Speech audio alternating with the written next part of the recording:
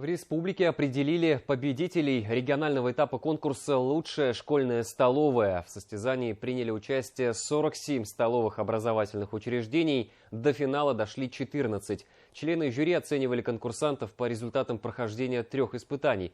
Победители представит Башкортостан осенью на федеральном уровне. Подробности расскажет Динара Таймасханова.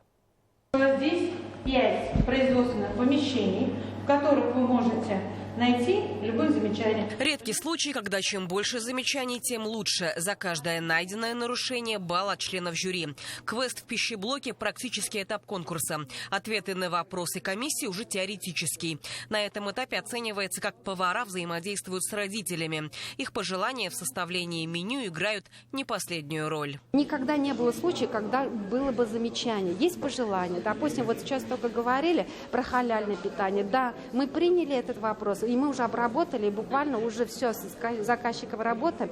И вот уже поступает нам халяльные продукты в части мясного. И, конечно, каждый конкурсант презентует свой стол. Они ломятся от разнообразия. Овощи нарезанные или в виде пюре, бульоны, каши и блюда национальной кухни. Все лакомства входят в меню детского питания.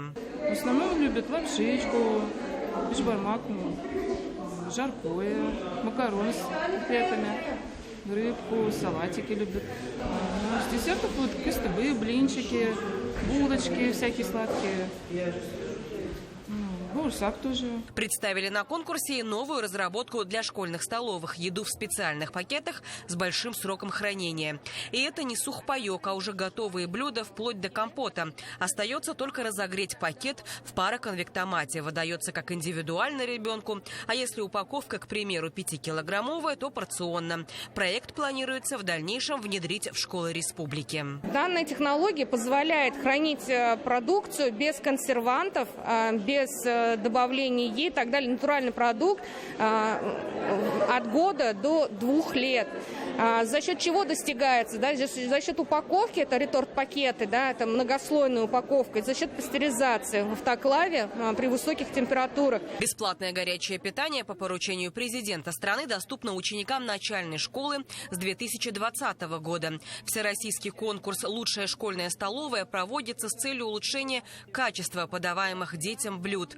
Он объединяет специалистов со всей страны и позволяет им обмениваться опытом. Бесплатное питание, оно подразумевает не только вот сам процесс бесплатного питания, а именно на это выделяются огромные федеральные денежные средства и денежные средства из бюджета Республики Башкортостан.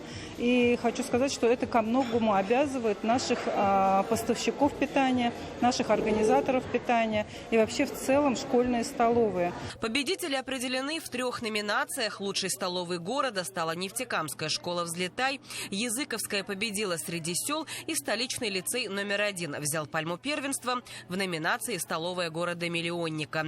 Звание лучших дает им путевку на федеральный этап конкурса. Динара Таймасханова, Виктор Миренков. Новости Уфа.